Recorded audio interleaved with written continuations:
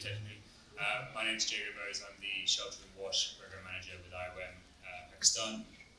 Just to say before we start, that unfortunately the title is now wrong, and the person who was going to talk about Indonesia couldn't actually attend. So we're going to have case studies from Pakistan and Nepal. Our panelists are Adam Savelli, who's a researcher with the CIAT, who leads climate security for the CIAT Institute. Then we have Aslam with Ada Magazine, who's also an architect, and Liva Shrestha, who I think some of you saw present yesterday, but is the regional lead for change. We've got three main presentations, and there's a fourth small one, and then we'll have space for discussion and Q&A. So Adam will talk about some research that he's done into an integrated shelter, wash, and community infrastructure reconstruction project here in Pakistan. Maria Aslam will talk about what we can learn from pilot projects and also whether that is actually happening. Maybe we need to learn more. And then Liva will talk about how in Nepal they're delivering at scale, particularly on using technology to deliver a reconstruction project, a repair project at scale.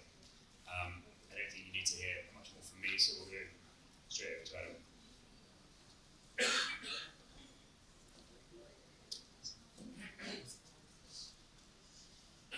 Hi everyone, I'll set my own timer.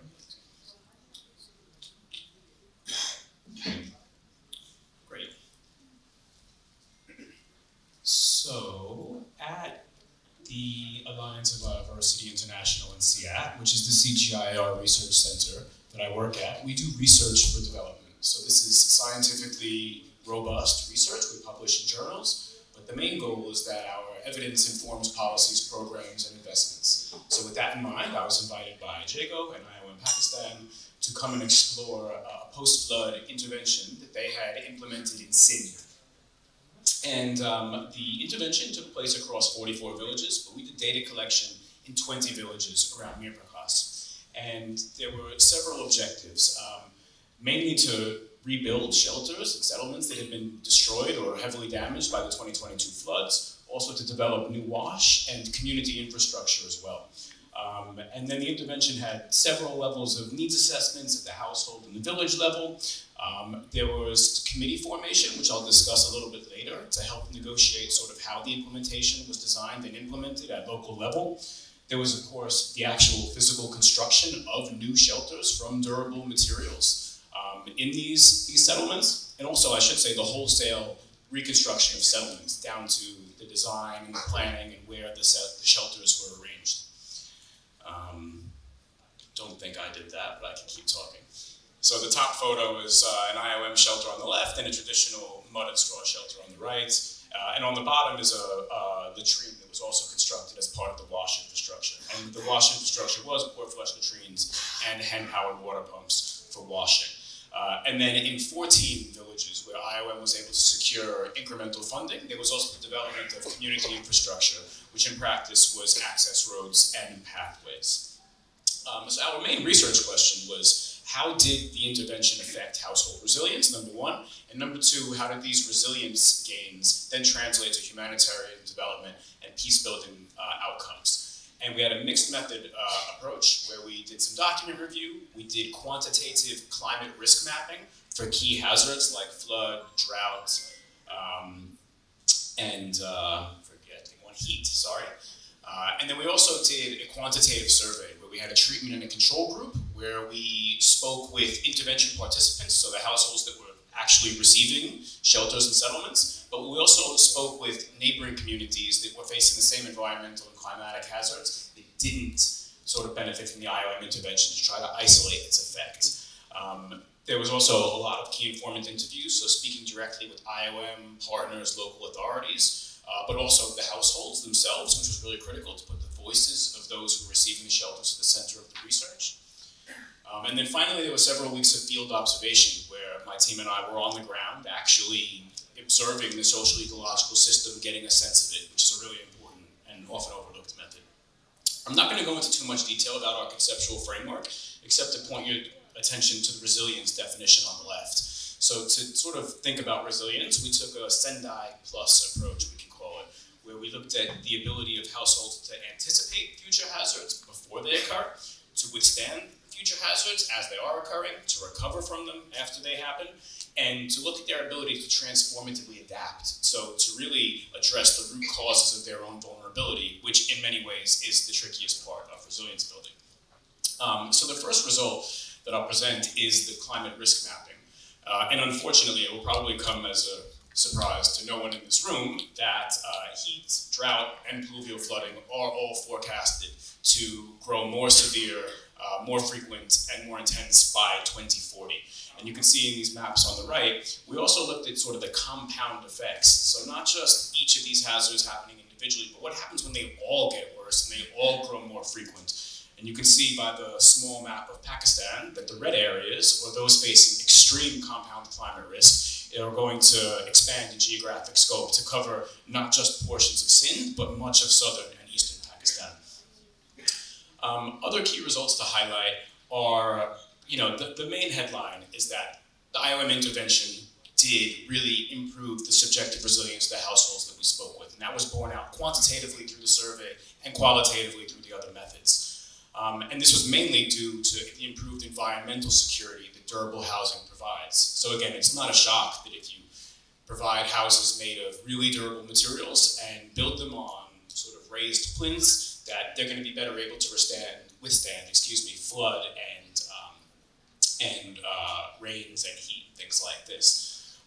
What we weren't expecting, and what I will say is also borne out by similar research that we implemented in Bangladesh and in Mozambique, is that these improved environmental security benefits had knock-on effects for economic security and other aspects. And I'm jumping to number 3 here. This really manifested in 2 main ways. Number 1, a greater freedom of movement amongst the households enabled them to engage in more economic activity. So people told us over and over that in the past, as soon as there was the threat of rain or a flood, they would have to rush home and stop working, and this cost them money. And the fact that they didn't have to worry about their homes becoming damaged or their families being harmed by hazards meant that they could travel further away from home to engage in economic activity. They could stay away from home for longer, enabling them to make more money. So there's improved access to income generation opportunities because of these durable shelters. Number 2, they will reduce recurring repair costs. So when you don't have to repair the roof every time it rains, or fix the floor every time it floods, or replace objects that have been damaged by water, you have more household financial resources to spend as you see fit. So that was also a nice benefit. We also saw some gendered results. There were really positive impacts on women's subjective resilience, particularly as a result of the WASH components. So this came in 3 main ways. Number 1, women reported improved privacy, which was really nice because before these WASH facilities were developed, women were engaging in sanitary activities in open fields, which they did not prefer. And now, because there was the privacy of these latrines, they were able to engage in sanitary activities in private. The latrines were shared by just 2 or 3 households who they were very close with, and so this was appreciated. Number 2, there were WASH trainings that IOM implemented with the communities. And these, again, were primarily around sanitation and how to maintain the facilities. And the women really appreciated this. They said that they learned from these, particularly aspects around menstrual hygiene, and that they were really excited sort of to pass on these learnings to younger and adolescent women. And that was a nice finding. And finally, there was the provision of the water pumps, which made washing a lot easier for women. And again, this also had a sanitary aspect because they were able to wash sanitary pads with greater effectiveness and frequency. The last one was around community leadership opportunities for women, and this now sort of combines the 4th and the 5th ones on the screen. WASH committees were formed in each community to sort of negotiate with IOM where and how the WASH facilities would be constructed and then how they would be managed post-intervention. And these were meant to be sort of split 50-50 across gender. But in practice, the WASH committees came to be almost all female-led and run. And for the women who were able to lead these committees, they reported a sense of increased agency, increased confidence, communicating throughout the communities, making their voices felt, and then also even at home, feeling more comfortable asking their husband to help with washing up dishes or clothing and stuff like this. So that was a nice anecdotal finding that we found from the WASH committees. And then also there were village committees that were formed by IOM. And these were the main interface for IOM to negotiate how the settlement design was to be done in each place. And these committees sort of had a positive effect on social cohesion, and in some cases supported community-led development. There was a strong appetite by the intervention participants we spoke with to see these committees continue even after the intervention, had finished and take on new roles, which I'll talk about in the next slide. And then the last result, I think that's worth really noting, is that IOM in many cases negotiated with landlords on behalf of the communities to secure improved tenure rights. And this is critical in Sindh, as I think a lot of us know, and there was a psychosocial benefit to improved land tenure. The communities felt that where they had now a legal right to the land, of course they were more secure to stay there, but even where they only had a temporary lease or something that was still informal but a bit more formal than before, they felt that by virtue of having IOM intervened on their behalf, and there now being durable structures built rather than mud and straw ones, they sort of had more longevity, more of a right to claim this space. And so, for the final slide, obviously these results have internal validity, so they're true for the communities that we worked with, but what does this mean for sort of how shelter and settlements programming can affect humanitarian development and peace-building objectives more broadly? So I mean, the main thing that we saw was that shelter and settlements have knock-on effects past just improved environmental security. And so sort of implementing ecosystem restoration interventions alongside shelter programming is a really great way to support small-scale agricultural production, boost livelihoods, and improve disaster risk reduction. Secondly, expanding the roles, the scope, the network, the financial resources, the capacities of these committees can help them live on past the intervention and have more functions. So a few examples that came from this were that community members really wanted to see these committees take on a village savings and loan role so that they could disperse financial resources to other community members. They saw them playing a role in the management of community pool agricultural resources, such as community greenhouses or horticultural spaces, livestock initiatives, and also they wanted to see them deliver vocational training, particularly to support women's livelihoods. And then, as my time, I believe, is nearly up, I'd say that one thing that came across here was that there is a need for more scientific research when it comes to implementing and designing these types of programs. I look around the forum here, and it's great to see so many policymakers and practitioners communicating with each other. It'd be great to see more researchers here, and this research needs to be funded because we do need scientifically valid evidence on how the most effective interventions are designed and implemented. We need to be able to compare them across cases to take learnings from one context to another. So I think I'll stop there. Happy to go into more detail about anything in Q&A, but thank you very much. As a last note, sorry. This research has also just been published, and so through these QR codes, you can access the full report, which is a light 80 pages, or the summary guidance note, which is much shorter and just summarizes some of the key outputs.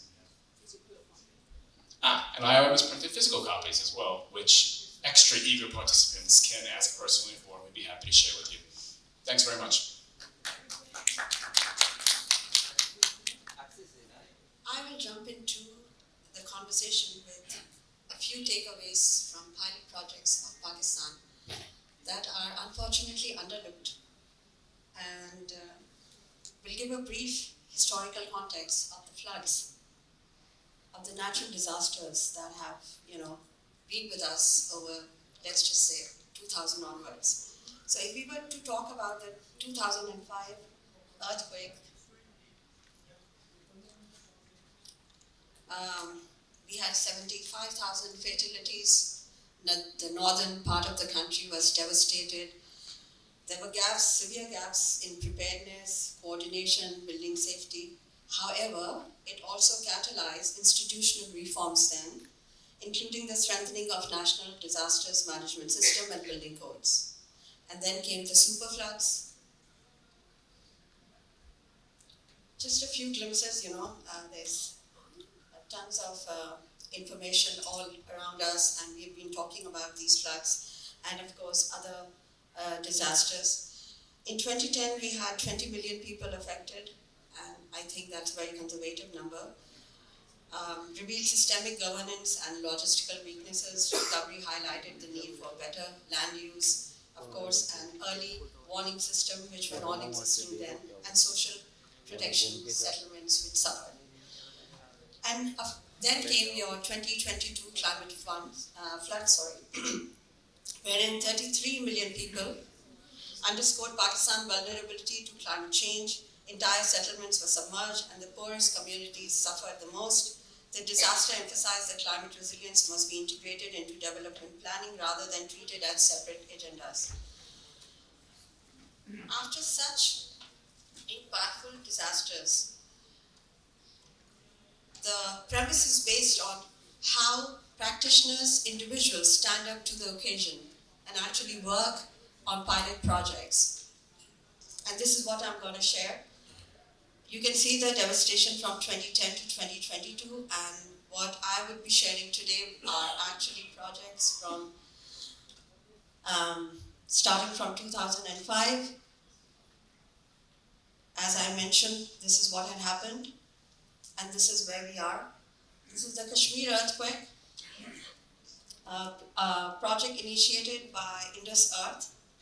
The designer is right here, the researcher and the designer is right here to take in further questions as in required after the presentation.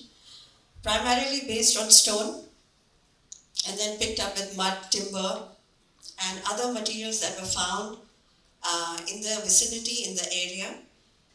So that negates a lot of work, that negates a lot of funding and a huge ownership because people were building in their own lands with their own farm materials. So the ownership increases accountability and maintenance, local materials that were there, reduces carbon and carbon footprints and cost, of course. Women's participation was intense as they were building their houses at the same place with the same material, with the same stone. That was guided through the design house. Local knowledge is often the first to be disregarded, but it remains with us, the local wisdom which has been passed over through generations and is absolutely the first line of defense. Social trust networks enhance response and low-cost intervention absolutely saves lives. So these were few in-depth studies of the earthquake that I'm sharing with you guys, wherein they were taught about how to build, how to reinforce, how to stabilize, and there's a whole science behind it, and I can talk for hours just about this project itself. Then we go on closer to Sindh, to Garo, and these are the super floods of 2010. And this project has been moving onward since 2010 and has been strengthening itself and is a great resilient exercise because it withstood the stand of time of the 2022 floods. So these are some of the examples, and they are built on compressed earth and other exercises of earth, which is known as COP.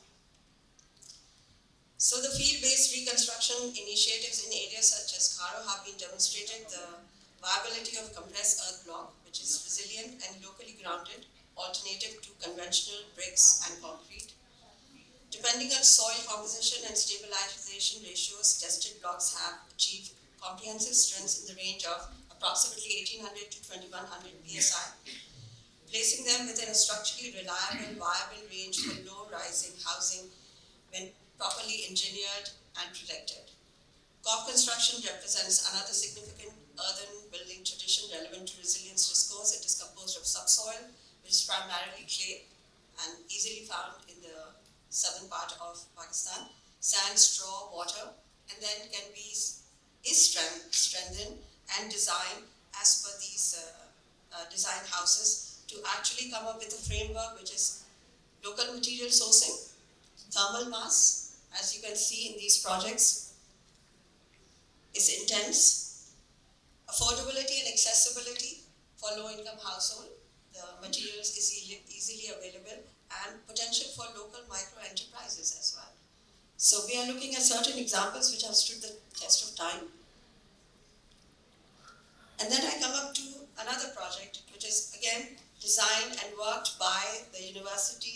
students of Karachi, headed by architect Wajia Siddiqui, and how it encompassed research within the institute, within the Department of Architecture, and how the students and the faculties worked with the community to come up with a solution which is very close to the heart, materials founded within the vicinity, and where they actually felt at home. It was not an alien structure, something which was theirs. So the role of these pilot projects actually is defining risk reduction, contextual learning, innovation testing, community engagement, evidence generation, and of course adapting locally sourced materials. I call them laboratories of resilience. And its immense work has gone through with students studying, implementing, and learning both from the faculties and from the surrounding and from the communities. And like I said, these are projects that can be talked about for hours, but I'm just showing you glimpses of them. Something to do with the children to put a smile on their faces.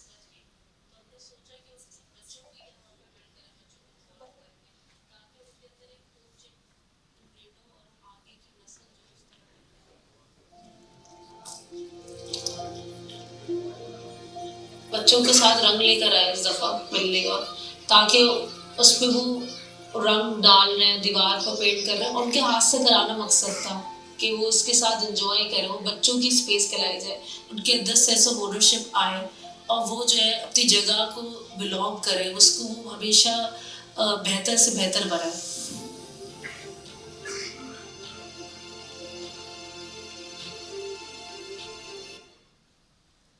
So, I mean, just showing you an exercise that just happened by itself. Jab ghar ban rahe the, they said, why can't we have a space for ourselves? And this is where the students and the faculty got together with the kids and generated something that they call as tidda. And they worked with the students and created this space. So, this is only possible when you are very closely attached with the community, when you listen to them and you do not impose on them. Why pilot projects matter? They matter because I think they are humane, they have tested, they have been tested, and there are results that are being shown. They can be strengthened, of course, they can be strengthened, and but they are there for all of us to learn. Collaboration is required amongst the government, the academia, the professionals, the communities, and the universities as well. And of course, I think collectively, all of us can make this happen. So the test is already done. The learnings are already there. What we need to do now is to adapt them and to scale them. And this is where I would like to end. That Pakistan's disaster history offers a rich archive of lessons. However, resilience is not achieved by accumulating experiences alone. It requires structural learning and systemic application. Pilot projects provide a practice pathway to test, refine, and scale. The shift needed is conceptual as much as operational, from surviving disasters to designing lives. All of us need to come together, the architects, the landscape architects, the social scientists, the teachers, the students, the communities, and of course the government and DMAs need to come together, listen to each other, and work together. When pilot projects are embedded within the policy framework, supported by financing and owned by communities, they become catalysts for transformative change. Resilience ultimately is a design process. It must be intentional, iterative, and inclusive. Thank you.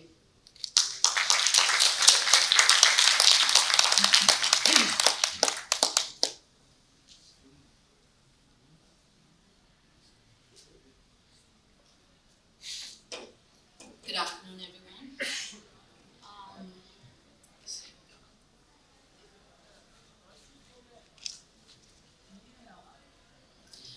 Good afternoon, everyone. So I will be talking a little bit about our experiences implementing projects after the 2015 earthquake, Nepal Gorkha earthquake, where it was a big earthquake. More than 9,000 lives were lost. More than 1 million houses were damaged or destroyed. So So I'm going to talk a little bit about how, I was working as the lead engineer for the projects there. And I want to share with you today, how we couldn't use traditional methods in addressing the reconstruction, and we had to resort to using tools to make us more efficient in terms of delivering, resilience at that scale.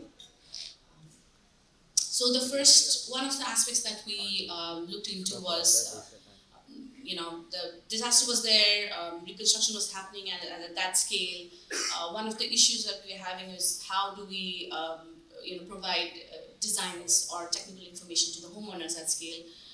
We created these, what we call the technical support centers. We established that in like 34 locations all around the earthquake affected areas, and the purpose was to basically provide technical information to homeowners who wanted to reconstruct and also provide designs. Now, the demand for the designs was really high, so we couldn't just design one design per homeowner like the traditional method. So what we did was we created like a database management system where, for example, a homeowner would visit a technical support center, and the engineer at the technical support center searches for a similar design in this database of library of designs.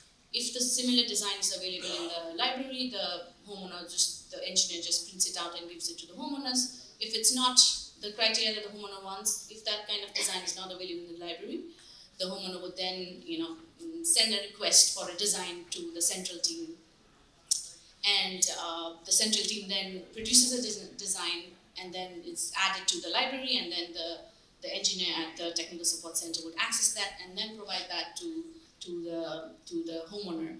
So as the lead engineer in the central level, my concern was that my project could not afford to have 34 structural engineers out there in these technical support centers delivering the design. So what we had like 4 or 5 very experienced structural engineers at the central level producing those designs, but more younger engineers in the technical support centers, in these 34 technical support centers, being the interface between, providing these designs to the homeowners, So my concern was, how do I control the quality of what is being, the information that's being given to the homeowner through these young engineers at the field level, because we couldn't afford to have like very expensive engineers everywhere.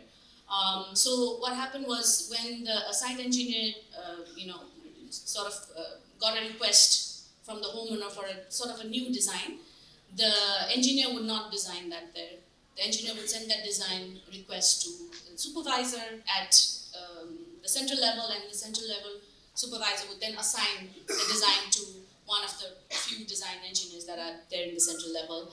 And then the design engineer would then produce the design, and then we also had a design review system where another engineer would then review the design, and then once that review passes, is added back to the library. So that was how the quality control process was managed, and how the library continued to grow. With this process, we were able to provide more than 8,000 designs through these 34 technical support centers, and each design was also associated with a bill of quantities. Again, the tool also had this dashboard where a manager at the central level could see what kind of designs, how many designs were given out, what typology of each design, and all of that database was available at your fingertips at the central level. Another thing that we had to do during that time was, we were providing technical assistance to more than 20,000 homeowners who were reconstructing at that time, and that's a huge number. So how do we ensure, how do we manage our staff out in the field? How do we ensure that people are actually visiting the houses and providing this information?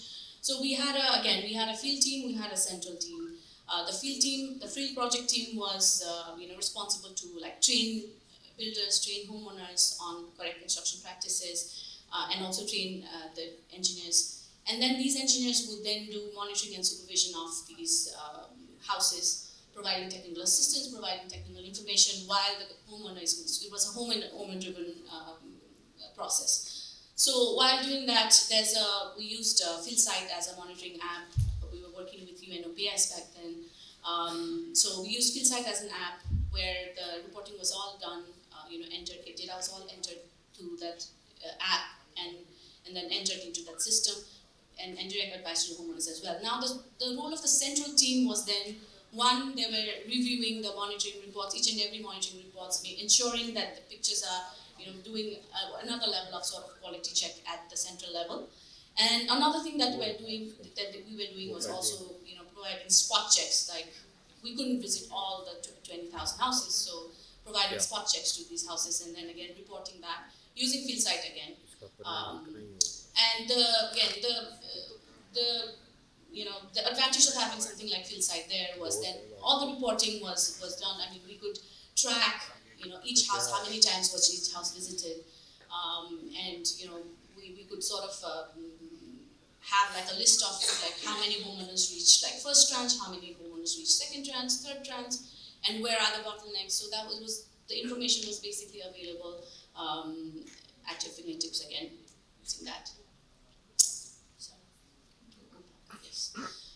So another aspect again that we used for this was we were also providing retrofit designs. We were also doing retrofits of homeowners. The homeowners were categorized into full beneficiaries who had to reconstruct their house, and also partial beneficiaries or retrofit beneficiaries who had a house that was not completely useless, was damaged but had to be restored. So what we did to again address these houses was we created type designs where a single like solution was applicable to a group of houses, a subset of houses that meets a certain criteria. So first we did a house selection through the go-no-go criteria. Again, this is on FieldSight criteria. We looked at the building typology, building dimensions, other features of the building to make sure that it met the type design criteria. But we also looked at like existing damages. We looked at geotechnical conditions and things like that that could not be addressed by the type design and all of that. So once the house passed the go-no-go criteria, then again we used FieldSight to actually do measurements on the house. The measurements were all like again measured through a tape physically, but then entered. The information was entered into the FieldSight. There was a system of doing that, and then these measurement when they had the measurement could be done offline, but when they get online, these will be synced to the central database, and then these information could directly connect with Revit. We used Revit at that time, and AutoCAD supported us in doing that. So these data could be directly imported into Revit, and then it would automatically create a 3D model and 2D plan and elevations of the existing house. It all happened like within a few minutes, which would otherwise take like hours, days even. And then another feature that we had in this system was we also used Dynamo, which is a programming language. We used Dynamo to sort of create rule checks for the houses. So we could check, once the type design, the retrofit design was entered into the system, then they would check whether it's safe or not safe. If it's not safe, then there were certain processes you had to do to make it safe. As you can see, the walls marked in red are not okay, marked in green are okay, so you had to do something to the house to make that all green. And once it passes this criteria check, then a final design package would then be delivered and ready to be delivered to our field engineers out there. Again, all this was done at the central level because all our experienced structural engineers were at the central level. Field engineers were not doing the designs. We had to manage the design process as well. So that was all happening at the central level, and these designs were then distributed to the field level. With this process, we were able to produce more than 500 designs, retrofit designs, to it's spread all over. Like you can see, this is the map, all over the earthquake-affected area. 17 districts and 77 municipalities. So again, we had to resort to all these like technology to make us more efficient.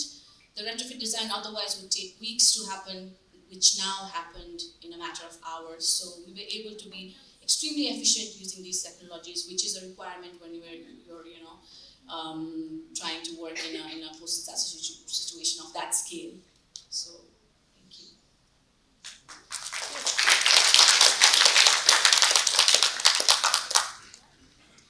Okay, thank you.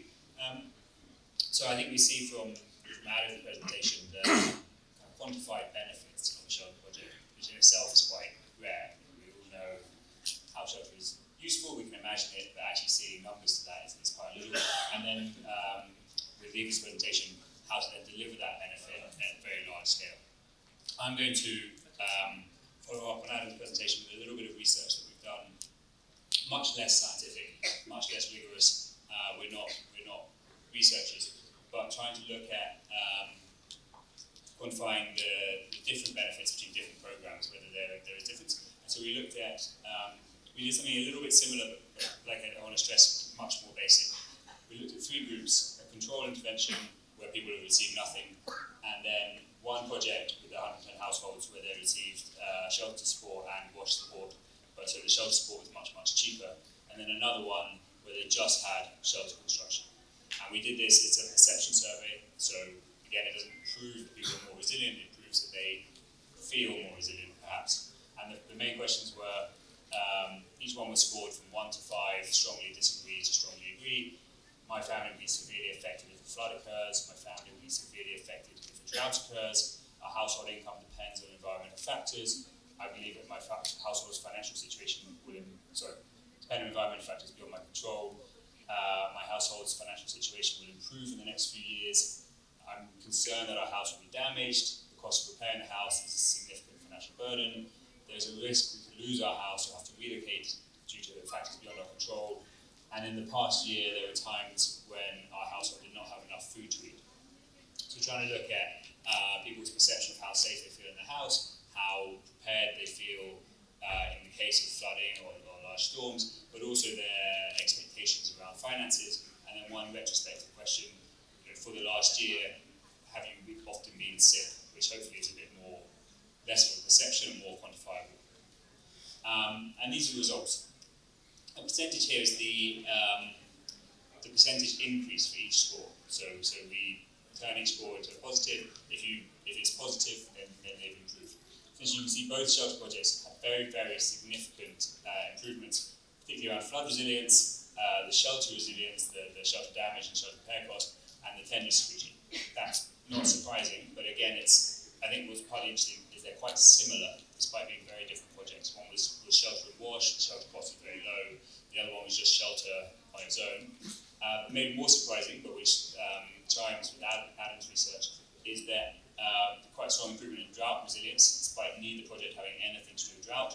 Quite a strong improvement in income resilience and livelihoods prospects, despite neither project doing anything for livelihoods, no training, no investment schemes, or nothing. Maybe, one of these projects was purely building a house. And similarly, they both had quite good results in terms of people's food security from the past year. Again, you could say this is because there's time to invest so much in preparing a house, but equally it could be tied to the livelihood improvements whereby they're now making more money. And the conclusions from that, essentially public shelter construction significantly improves perceptions of flood resilience. The main benefits being related to shelter resilience and tenure security. Both projects had some tenure element which supports that.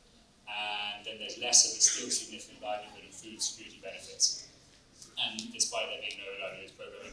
And finally, this is less demonstrated in the numbers because it's harder to compare, but it seems that benefit is not very well related to the cost of the shelter. Having a pucker shelter is the main thing, whether it's a bigger one or a smaller one isn't or depending on the type of design, isn't the key element. So I just want to bring that back to the kind of why we're here and the kind of quantifiable benefits that these type of programs bring. So, the whole point of doing a project like yours at scale is because you want to bring this benefit to as many people as possible. Now, just before, we're going to go pretty much straight to questions and answers, but before I do, I'm going to ask one question, which is that pilot projects and the lessons that we can learn from that. But you also kind of expressed a bit of frustration that maybe they haven't been adopted. There's been a lot of this work since 2010 even, which then every time there's a new disaster, people start afresh. So I was going to ask the panel, particularly Liva, but also Adam, if you've experienced that in Nepal, whether you've seen that, you've had multiple rounds of earthquakes, are the lessons being learned?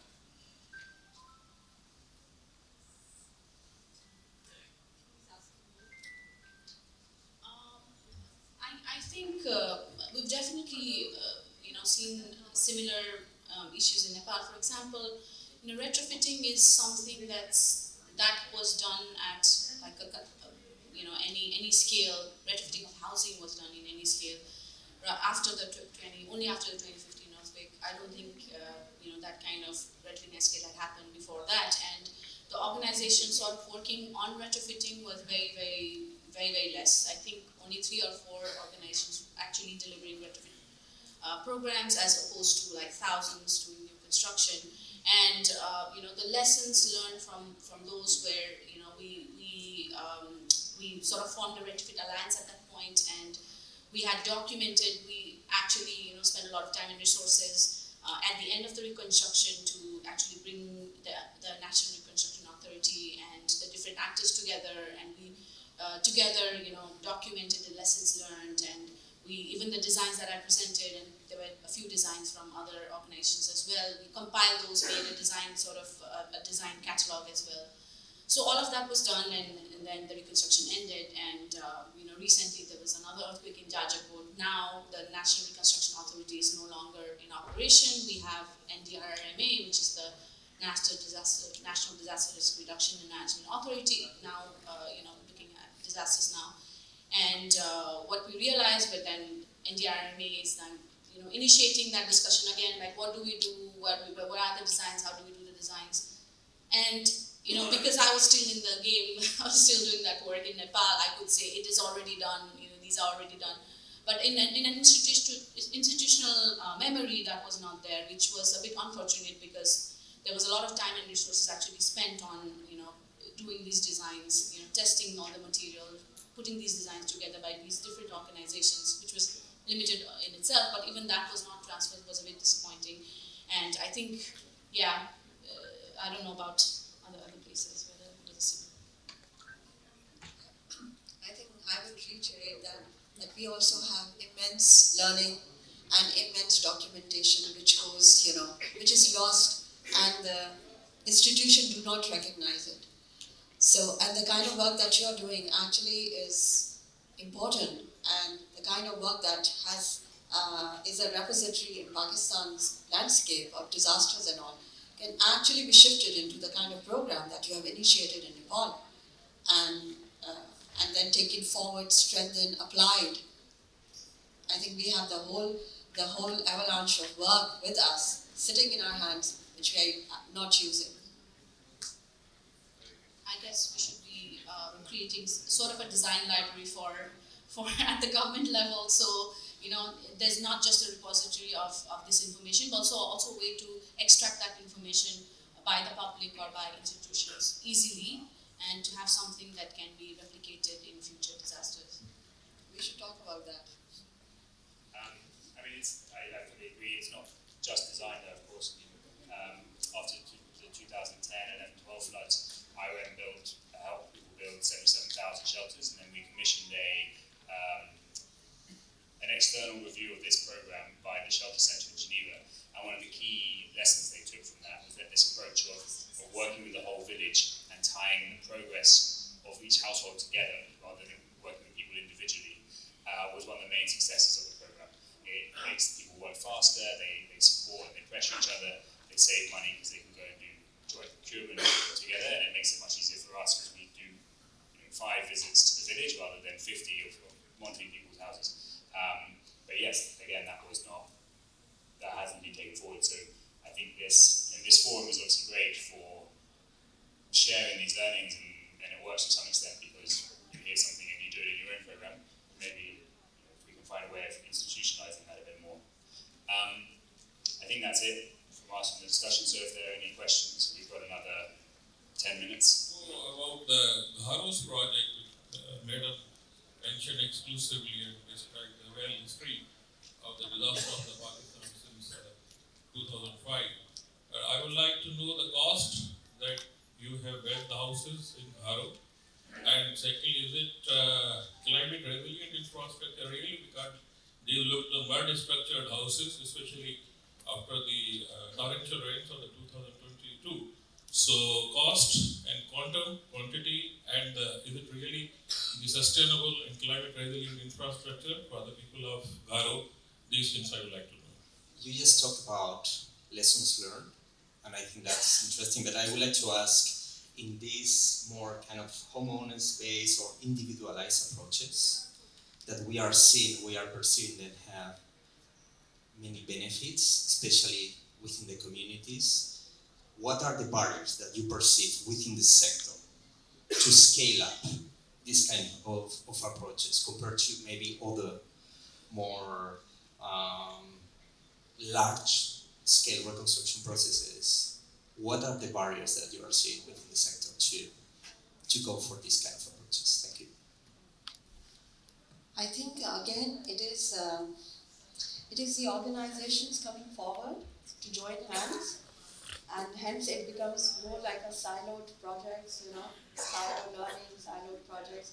Although it was initially funded by the UNDP, but I'm sure that unless the government and the agencies come together to scale these kind of projects, whether it be mud or compressed earth material or bamboo or whatever is easier and closer to the vicinity of disasters, you cannot scale up. So you have to have the support of the government and the agencies to actually, so that it benefits the community. And that is missing in these particular projects, that's what I mentioned. And of course the project also that was taken up by the university students and the faculty, and which is very recent. They worked on the 2022 floodings, and they also worked in Gharo. So again a silo approach, again a group of people coming together, working for community, with community, but has to be scaled up unless the government and the agencies, place an umbrella on those particular projects. One was the competing subsidies that were provided because the full beneficiaries, full reconstruction was provided a subsidy of 300,000 rupees, and that for retrofitting was 100,000 rupees. And there was a mechanism where people that were categorized as retrofit beneficiaries, because they had this grievance mechanism, sort of they wanted to access the 300,000 rupees as opposed to the 100,000 rupees. So that was there. Another was, again, people taking that 300,000 rupees. They have a house that can be retrofitted. They don't, let's say, demolish that house. They build a very two-room tiny house on the side, which is only what you get with the 300,000 subsidy for a new construction. But they don't demolish the old house. They have a new extra rooms on the side. They sort of repair, just put like, it's mud houses. They just put like mud plaster over the cracks. It looks new, and they've been living in both houses. So in a way, the community sort of ends up being more vulnerable than what they started off with. So that was also a barrier to.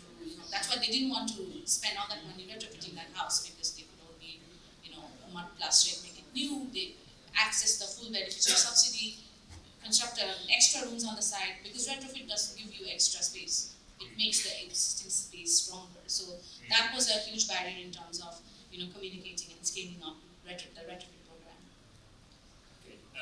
Okay. We've got a couple more questions. We're at time, but we started a bit late, so we said we'd go on another 5 minutes if that's okay with everyone. Sure. This is Professor Nias. Just a question from you. You mentioned some kind of survey results based on the perceptions, measuring the different dimensions of resilience, environmental, economic, and other perspective using the experimental design. So you were giving some $1,000 to 3 different groups and 1 control group, but use the frequency analysis based on perception. Am I right? How about the real impact analysis? Was this done a little bit later on, because the money that was given to different groups that was very small, whether this could give some kind of impact to different households. The number was great. So the real impact, What we call the model treatment effect, where we took the results of subjective resilience from the control and the treatment group and then modeled these and compared them after controlling for demographic variables. And what we mean by subjective resilience, it's not a quantitative measure of an improvement from a baseline. It's more how resilient these households feel. And as Jago said, this isn't, an engineering term, but it is very important nonetheless, because this is people's lived experiences and their own perceptions of how this intervention has affected their lives, their livelihoods, their physical safety. So even though it's a different sort of assessment, I would not call it an impact assessment, we still feel it has a lot of validity and importance.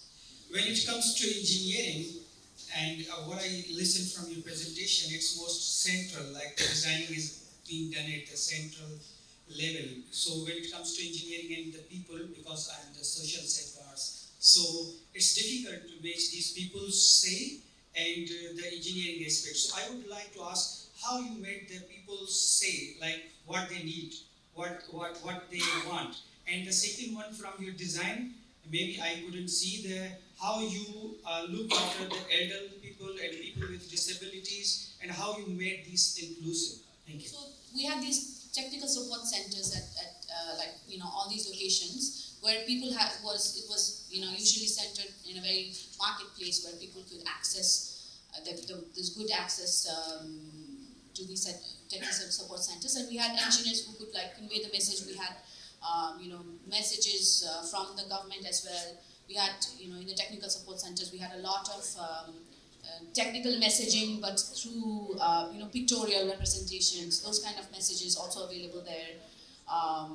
So that's how there was direct discussion with the engineer at the technical support center with the homeowners. But the team at the center level was ensuring that the message they were giving is correct, because we were using very young engineers at the technical support center level. So the central team was ensuring that the messages they were giving, the information they were giving out, the design they were giving out was correct, accurate in terms of the engineering.